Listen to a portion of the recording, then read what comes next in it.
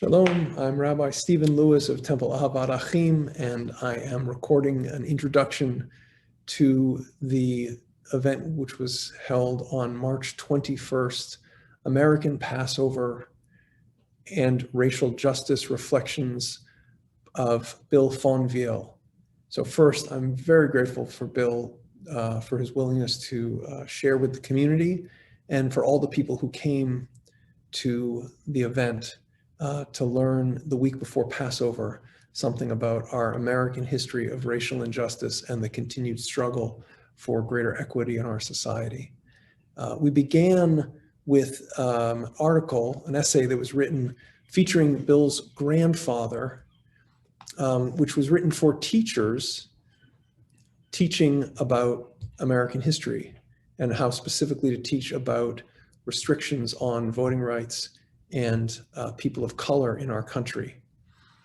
The description begins in the 1890s when Bill's grandfather, who's a college student and very curious, educated, and courageous man, decides he's going to take a trip down to the South to understand about the growing Jim Crow restrictions.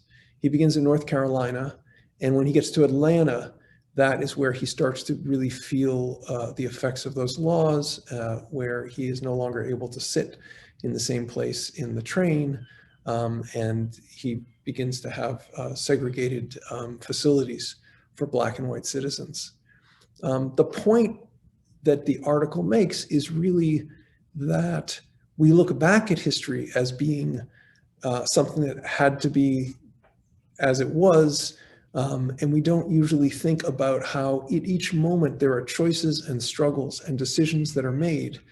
And for me, certainly reading the article, I was reminded that the South was not monolithic and that these changes didn't just follow right from slavery, but were developed and established in very specific ways after Reconstruction.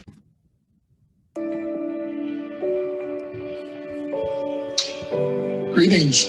I'm Bill Fonvielle, a resident of Gloucester, Massachusetts. I've reached a point in my life where I'd like to share some of the great many experiences that I've had over all these years, and thinking that some of them may be meaningful to my friends, my associates, my family, and anyone else who might be interested in a specific topic. I expect to make a few of these in the coming weeks, and here's one. Perhaps not as extraordinary as some of the others, but I'm going to have a go at it. This goes back to, I think, the spring of 1963, when I was still in college, and I went to a tiny great book school in northwestern Illinois, and we were pretty far out on the fringe of political activists. We'd gotten word that I think the SDS, Students for a Democratic Society, was planning a march, an anti-war march in Washington, D.C. So we thought that sounded like could be both a useful and kind of fun thing to do. We got together, a few of us, and I think we joined up with others from probably University of Wisconsin, Chicago, University of Chicago probably, and we had chartered a bus, an old rickety bus, on our way to DC. The bus broke down, and just outside the district, and so the bus driver said, well, you got a choice. You can just get out and try to hitchhike, or you can stay with the bus, and I have no idea when we'll be rescued. So a few of us decided that we would hitchhike, and in no time at all, a car came along. Remember, it was a not too late model Cadillac. It was a big thing, and the driver kind of looked a little like Lyndon Johnson, although it wasn't at all. And so we piled in, and he asked where we were going, and we explained to him. He said, oh, okay. So he let us out in downtown DC, and we made a few phone calls. We were going to stay at private homes where people had volunteered to host us. Now, I should point out that this had nothing to do with the iconic Martin Luther King Jr. Poor People's March, which was in August of '63. So this is well before then. I would guess that maybe there was 1,000 of us all together. Not very many, not very impressive. And I think we were there to have as much to have a good time with like-minded friends and new people that we hadn't met before as to really do anything that was downright serious. So we did our little march, and I don't have very many clear memories of that, but I do remember that evening, a few of us who were housed in Maryland decided we would go picket an amusement park that was not even segregated. It wouldn't allow black people in at all, let alone restrict them to specific areas or that sort of thing. So we made up some signs and we went to the front gate and we started the march. And before we knew it, I'm going to say a mob, not a crowd, had gathered of some angry people. When I say angry, I mean they were mostly young, tough looking, and all carrying baseball bats, picket fence staves, bicycle chains, and they were massed in front of us, calling us the nastiest names that you can imagine. And so, to say the least, we were a little bit intimidated because, first of all, we were outnumbered. Secondly, we were completely unarmed. And third, most of us were pacifists. That's why we were marching against the wall. There was a cop there, big burly guy. It's a classic cop-like. We said, how can you, what are you going to do to help us there, protect us? And I remember him saying, you don't get it. I'm on their side. I'm not going to protect you at all. So all of a sudden, stark reality had crashed in on us. And we kind of huddled and decided that it was better to live to picket and protest another day. And I think we just sort of slowly drifted away. As it happened, nothing really happened other than some verbal abuse and some threatening gestures. But that was my first encounter with potential violence. Although, of course, in those days, violence at civil rights events were, that was pretty common. Certainly the march across the Selma Bridge and the like was still kind of a fresh thing in their minds. The Freedom Riders and all, this was all kind of around in similar times. So we were kind of acutely aware of some of the risks involved, and we weren't quite ready for that. Maybe in another day or so, maybe we would have been with some reinforcements, who knows. But that day we walked away from danger. And that's not a heroic story, it's just a story. Thank you. Good day. Thank you, Bill. And now I wanted to let Bill have the virtual floor and share some more reflections and stories, and then we'll have a chance to ask questions. You can put questions in the chat. We'll go into a breakout room to let people talk a little bit before there's a time for sharing. So, Bill, would you like to share some more stories? And sure. First of all, a virtual thank you to all of you who are in attendance. It looks like not a rowdy crew, but certainly a thoughtful crew. And I want to pick up the theme. Of course, thanks to Rabbi Lewis for his invitation to address you all. I want to pick up a little bit of the theme there about what parallels there are between today and the past. Now, the incident that I cited was in 1963, which is a good long while ago. But if you think about the cop who was there, you can draw some parallels with recent history. Consider Georgia, Captain Baker, and the alleged mass killer, Robert Long. And when Baker gave his initial press conference, he seemed really sympathetic to Long and not at all sympathetic with the 8 people who had been murdered.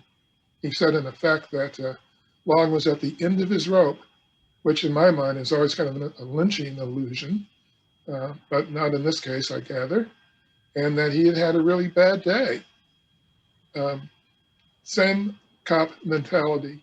Or when Dylan Roof murdered 9 people in the Mother Emanuel Church in Charleston, South Carolina, on his way to prison. And it's worth noting that both arrests in these 2 incidences were made quietly, with no violence, no shooting, no beating of the suspect, just civil discourse. That they stopped on the way to prison because he said he was hungry, and they stopped at a Burger King and bought him food. Now imagine George Floyd saying to the cops when they arrested him on an alleged $20, passing allegedly a $20 counterfeit bill. What if George Floyd had said, I'm just having a really bad day and I'm at the end of my rope? But they had just said, oh, we really empathize with you, George. How can we help?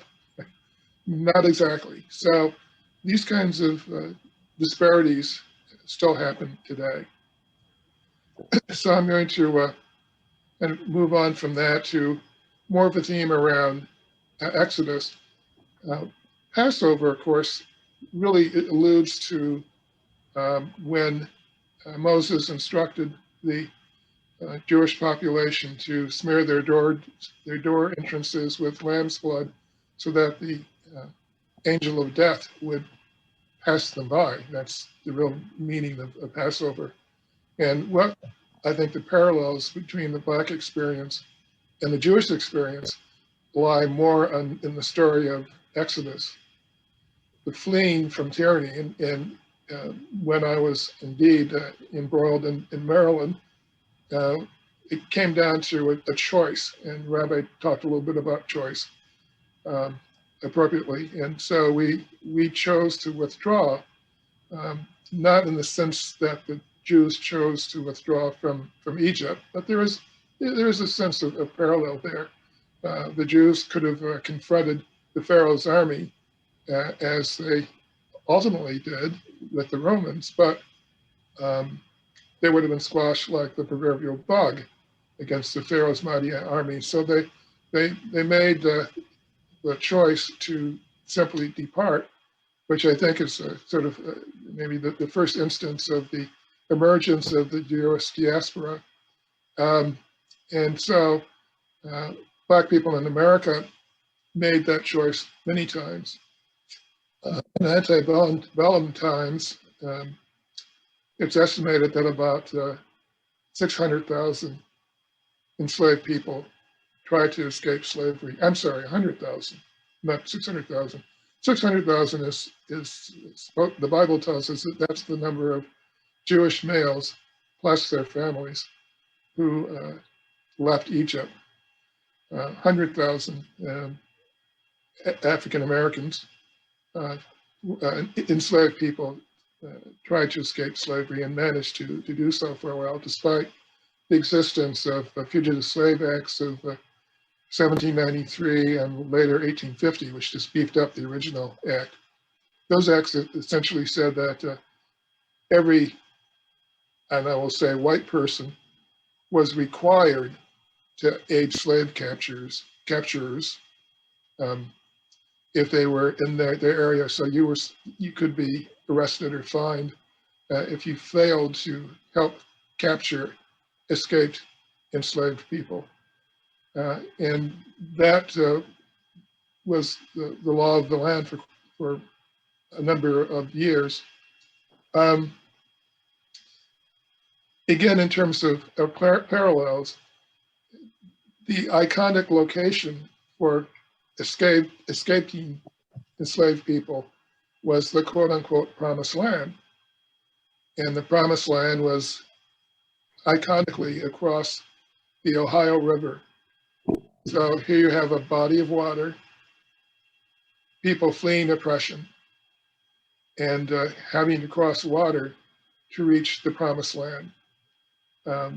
In the case of the Jewish Exodus, of course, it was the Red Sea, and they could actually walk on the bottom, I guess.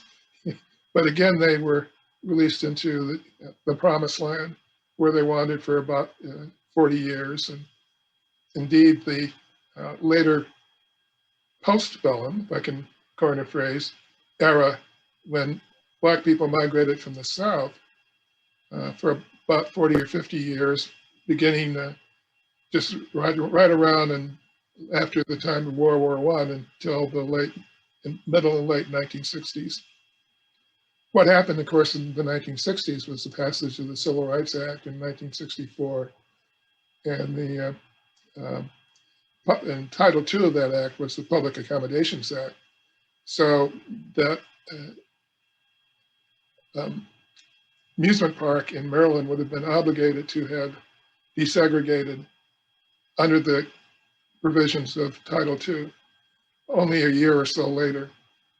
I guess there's a certain irony there. In terms of my own personal experience, well, let me start with just a comment or two about my grandfather, Will Frank Fonvielle.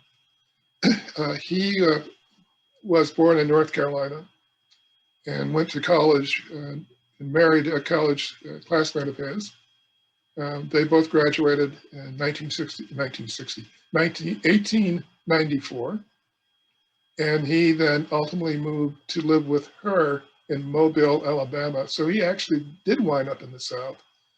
Unfortunately, he died at the age of 37 in 1903.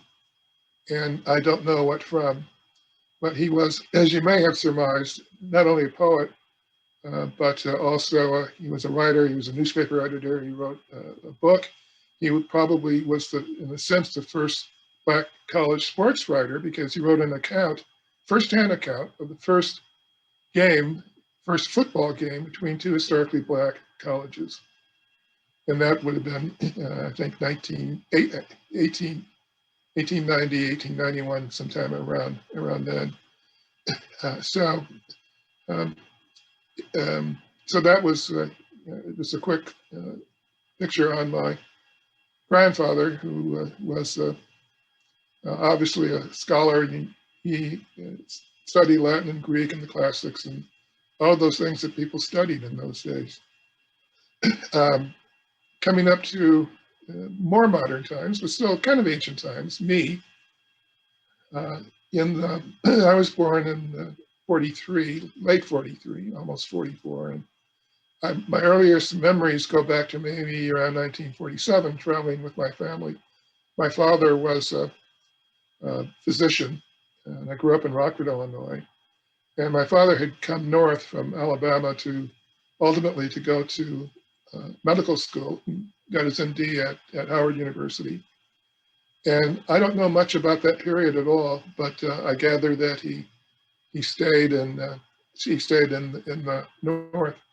He had been a veteran of both world wars, which I didn't know until I saw on his gravestone that he was a World War I veteran. And I actually have his discharge papers from both wars. In World War I, the story I can piece together is that he was in the equivalent of college ROTC and was inducted into the Army in September of 1918.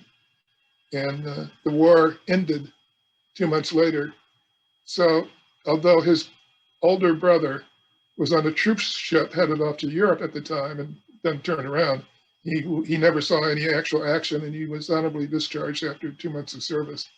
World War II, he volunteered. He didn't have to go, obviously. He was then in his 40s, but he joined the medical corps and was on the front lines in the South Pacific. So that's a sort of a quick glance at some of my family, the ones who preceded my children and my wife.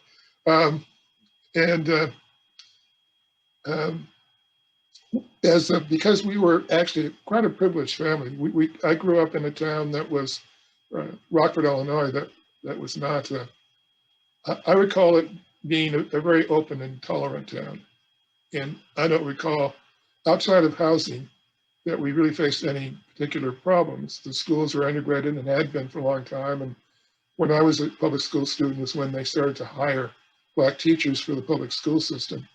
Our family was very well established in town, very well known. Never worried about the police or anything of that sort. But we would travel to other parts of the country. Every summer, we would vacation on a motor car trip, alternating years between going to Mexico City and Los Angeles, where we had some friends and relatives.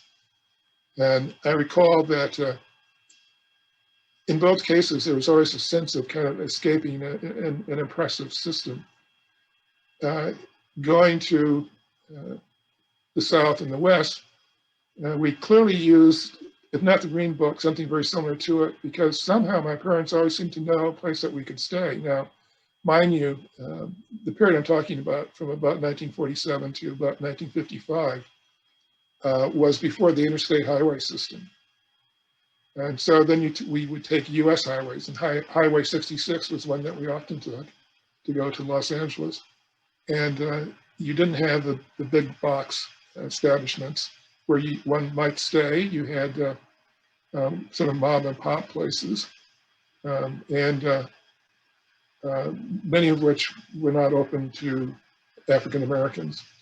And also was an adventure because you couldn't go to many service stations. They would all give you gas, but you weren't allowed to use the restrooms.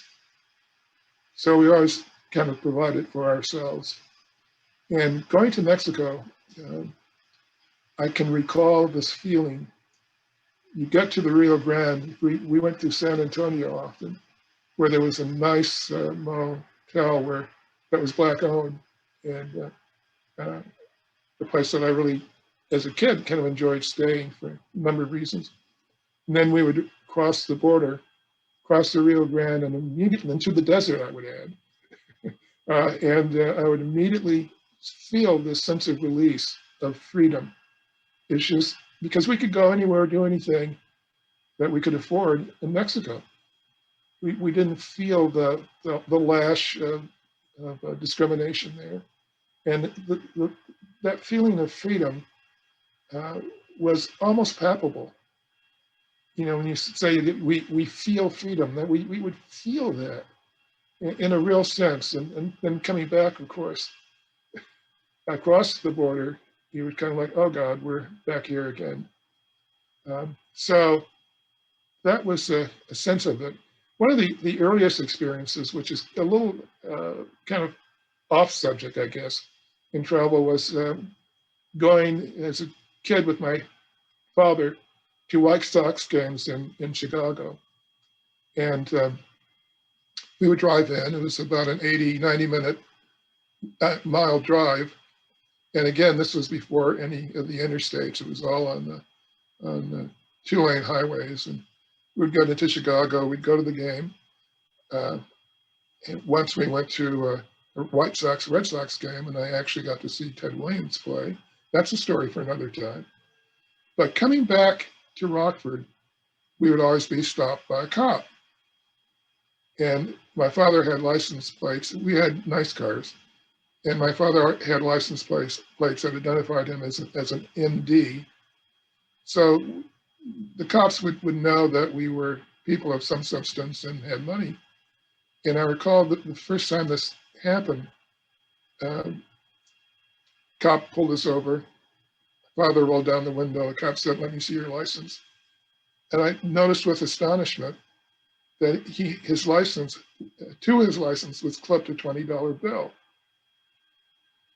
And cop would take the $20, look at the license, and then he would write out kind of a ticket. And the first time he would hand it to my father. The first time this happened, I said to my father, what did he write? He said, "Oh, this is a pass." He said, "If we get stopped by another cop, I just show them this piece of paper and they allow us to go on because we've already paid." And then this became a regular occurrence when we would go to the baseball games. But just kind of an example, I think, of something that probably most of you didn't and haven't experienced, but that was part of the system. So On that note, I think, Rabbi, perhaps I'll pause here and we can go to the audience participation part. I am muted. Okay. Thank you, Bill. Thank you for those stories. And that story of crossing the Rio Grande, which you had told me earlier, and the sense of the feeling of freedom to be outside of an oppressive structure, which is the one that we are still living in many ways. So what I would like to do, since we have a lovely, robust group, I'm going to see as many of you as I can. I encourage you to turn on your cameras. I'm going to create some breakout groups and give you a few minutes, like a minute each, or a minute and a half each. Jen, is that too little? 2 minutes? You think 2 minutes? I don't know, Bill. Very specific. I'm going to give you a little time to sort of share questions, reflections, and impressions, and then questions. And I think what I'd like to do, just because it's a large group, is to have people put their questions in the chat to me, so that I can then sort of sort them through and ask and maybe group things together. Wendy. Rabbi. Nice to hear your voice. Same here. Happy almost Passover. Happy almost Passover. I miss you in winter because I don't get to see your beautiful hats, your special hats. All right. Welcome back, everybody. So I encourage you to put questions. Wait, where's Bill? There's Bill. I'm gonna I think this is how in the recording, Bill will be in the center. So I will ask questions as they come up. Two questions. One, mine, which might be, as you know, something we talked about a little bit, but to reflect on the dynamics of the American Jewish experience and the American Black experience, and the ways in which Jews have this interesting challenge of having privilege in some respects, but also being subject to anti-Semitism, have white privilege, but not, as you said, Christian privilege, and the dynamics there. And the other is what experiences have, in terms of discrimination or prejudice, or that feeling of a system of oppression, have you felt here locally in Gloucester? Is that a question directed to me? Yes, is about the feeling of discrimination in Gloucester, in our community. I haven't really felt that in Gloucester. There's the occasional microaggression. And one of the characteristics of a microaggression is that you're never entirely sure. So somebody will say something and, you say, did they mean that in a negative way? Did they, are they really being bigoted, or am I just thinking that that's a possibility? Right. And those sorts of things happen not infrequently. But in terms of systemic racism in Gloucester, I can't say that I've really seen that. I know that I think when I lost my bid for re-election as city councilor, I think there was some racism behind that. But I won the first time out, but I think I won in part because my opponent was Jewish. So we were both kind of on the outside looking in, and I won that battle. Yeah. I'm not seeing any more questions coming up in the chat. So I would ask if you could reflect a little bit on, being part of a Jewish family also, and Jewish community, the ways in which something that would interested me, and we talked a lot about in a group this past summer, the ways in which Jewish community straddles both privilege and also being subject to these kind of microaggressions and discrimination. Yeah, you're asking me about that? Yeah, just your observations about that. Well, I think that Jews are often subject to microaggression as well. So it's probably a familiar feeling for most of you. I mean, in terms of my own association with Judaism, that goes way back before my Jewish family. It goes back to my days in college when I originally had a lot of Jewish friends, and I thought they were interesting. I thought their ideas were interesting, and then I also joined a Jewish fraternity, Zeta Beta Tau, and I'm a Zeb to this day. And then right after college, I visited Israel as part of a trip that I took around the world, and spent I don't know 4 or 5 days there, and I saw some friends, some college friends of mine who were living there, studying at a university there, and so I've had this kind of connection for a very long time, and I still obviously feel that connection. I think there's a parallel stream between what I'll call the Jewish experience, which many of you know better than I do, and the Black experience, which I probably know better than most of you. But I grew up in a very integrated setting, and from a Black perspective, a very privileged setting. Again, my parents were well-to-do. We traveled all around, traveled out of the country, around the world, and anything that I wanted, I could have. I did a lot of integrating of things. When I was ready for preschool, there was the Salvation Army ran a preschool near us. And at the time, they didn't admit Black people. Yeah, Salvation Army, imagine that. My parents made a stink about that, and they admitted me. And there I was, the only little Black kid, pounding on the tambourine during our little musical festival for our parents and all that sort of thing. And all the schools that I went to were public schools, and I think in every case, none of them had more than about a 10% Black population. So always my classmates were predominantly, but not exclusively, white. And that carried through, and I had a teacher or two who were explicitly racist, but most of them were quite accommodating, and I was a pretty good student, so I had the respect of most of my teachers. I left public school fairly early to go to college, but again, my experiences were largely positive. I did in college, even though I went to a very liberal small college, I did have several professors who were out and out racist, but it was funny the way that played out because I was basically the top student, and they tended to grade on the curve. In refusing to give me an A for a course, they couldn't give anybody else an A. So there were white students who deserved A's who got B's.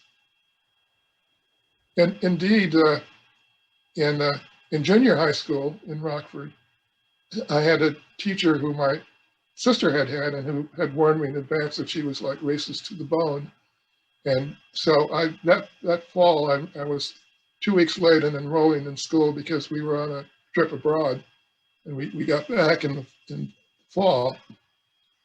And so I'm aware that this woman's proclivity, I worked really hard at it. It was a class in languages.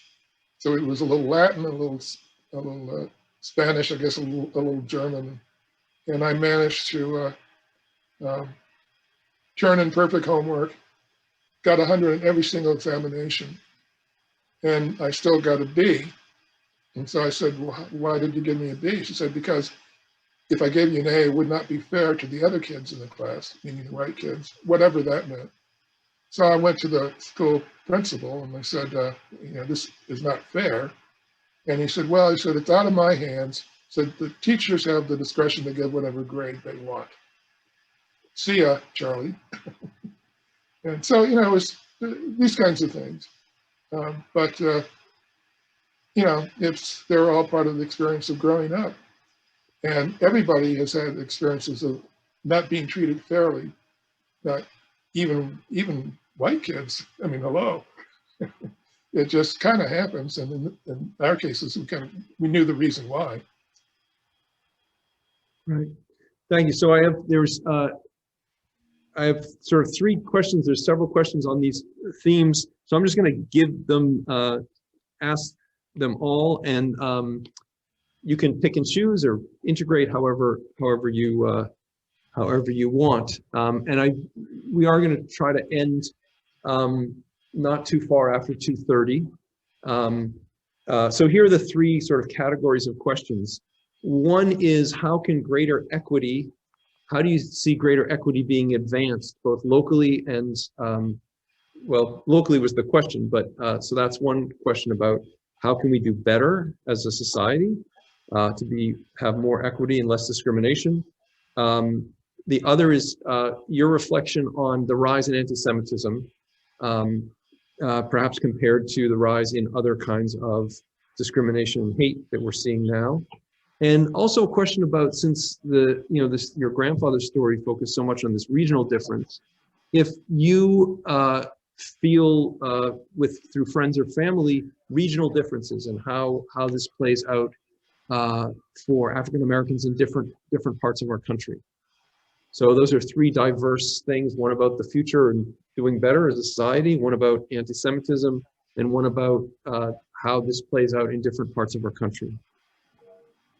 Again, are those addressed to me or to the group as a whole? I'm addressing it all to you because I think it's pretty unwieldy to try to. I wouldn't try to have a group conversation with 44 or however many now are in the group. So if you wanted to ask a question to the group, I see. I would go with it, but I'm addressing these to you. Okay. Well, the question about inequity. That has to be rooted out. It's like a weed that you have to go and dig up. And the problem is that the roots are extremely deep and pervasive in American history. You know, the question about Black Lives Matter, and folks will say, well, don't all lives matter? Well, of course all lives matter, but Black Lives Matter movement doesn't mean that only Black Lives Matter. It is looking back historically. And this was rooted in the U.S. Constitution. And the U.S. Constitution never refers directly by the use to the word slavery or slave. Those words are not in the Constitution, but it is nevertheless soaked in racism. And this began with the 3/5 doctrine, which, to accommodate the South, you know, it's a whole big story, but essentially to accommodate the South, which wanted slaves to be counted as people, curiously enough, because it would give Southern states more influence on the course of the country. The Northern states were opposed to that, and they settled on a compromise, which said that an enslaved person, or literally a Black person, was worth 3/5 of a white person. So right away, that was institutionalizing African Americans as something less than fully human. And these were baked into laws in the South particularly. So in the South, in the 18th century, and until really the Civil War, it was illegal to teach an enslaved person to read and write. It was illegal for an enslaved person, or a Black person at all, to give testimony against a white person. It was legal for slaveholders, for slavers, to kill a Black person, provided that it was in the course of disciplining them or seeking redress from them. If you were a white slaver and you murdered a slave belonging to another person, you could get charged with the destruction of property, but not for actually killing the person. So these laws held throughout, and I'll just reflect on Massachusetts. And this may only give time to answer the first question here, but in Massachusetts, slavery was effectively abolished in 1783 as a result of a series of court cases. It seemed that an enslaved person had been owned by a family in the Worcester area, farmers, and they had promised him that when he reached majority age, that he would be freed. Well, the husband died and the wife remarried. She remarried to a guy named Jennings. And when time came to free, what was his name? Clark Walker, he reneged on the family's promise and kept him enslaved. And Walker escaped, was caught and severely beaten by Jennison, was the guy's name. And so Walker sued. Now, if this had been in the South, he would not have been able to sue. But he did sue. And at that point, Massachusetts had a new constitution, which was adopted in 1780. And there were several court cases involving Jennison and Walker, lawsuits back and forth, lawsuits that involved the original slave-owning family.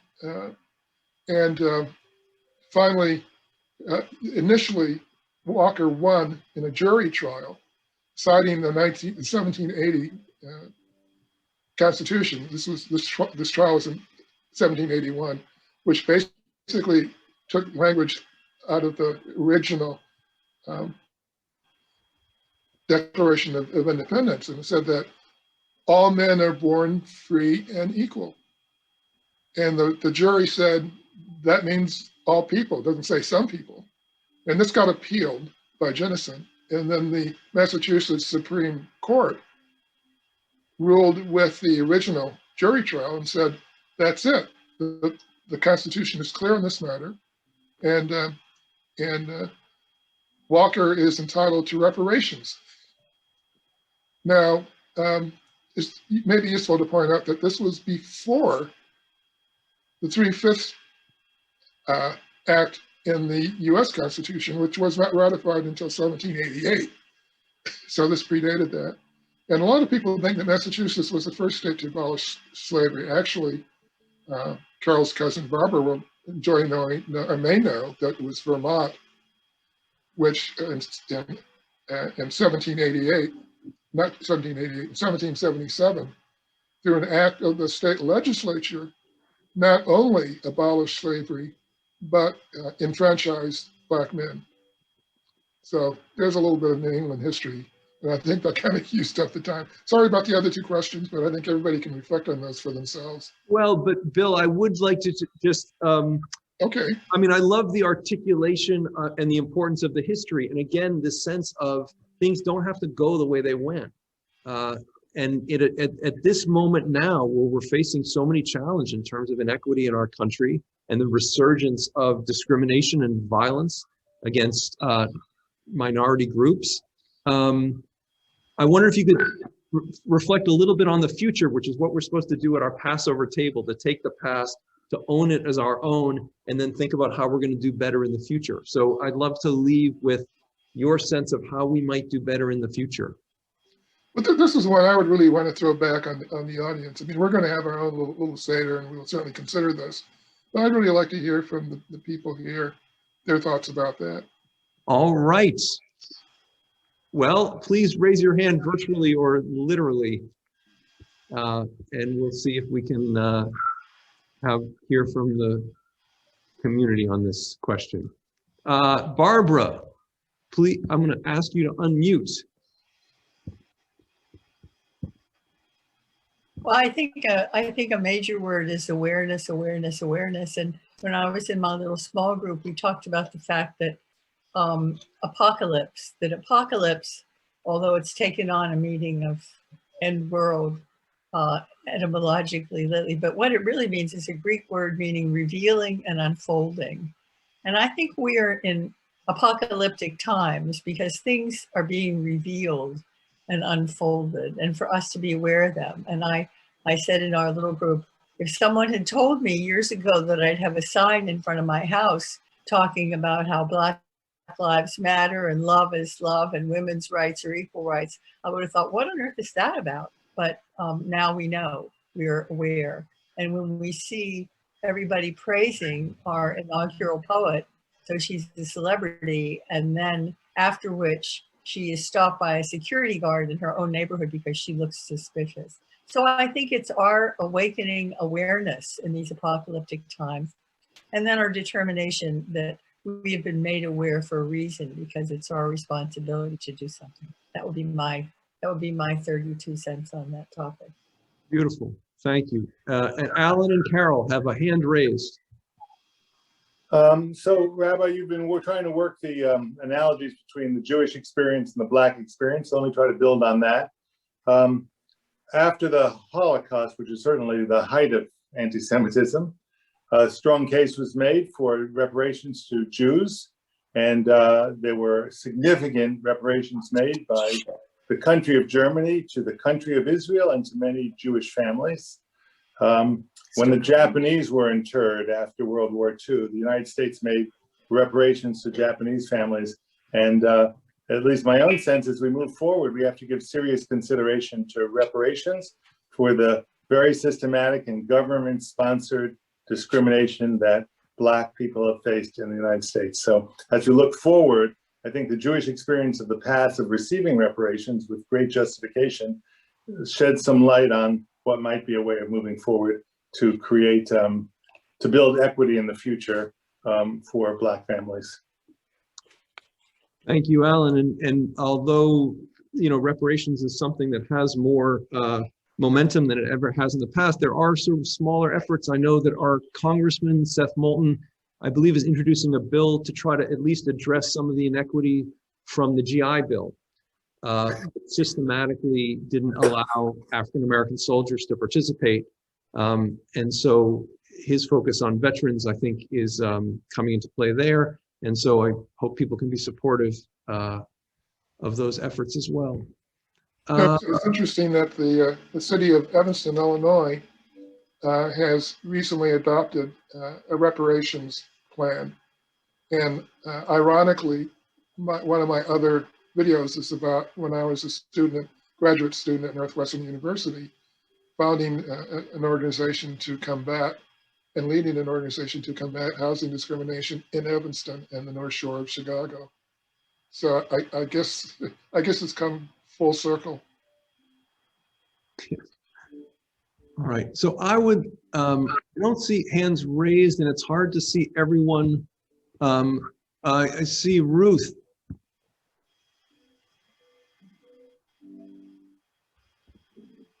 Ruth Mordecai.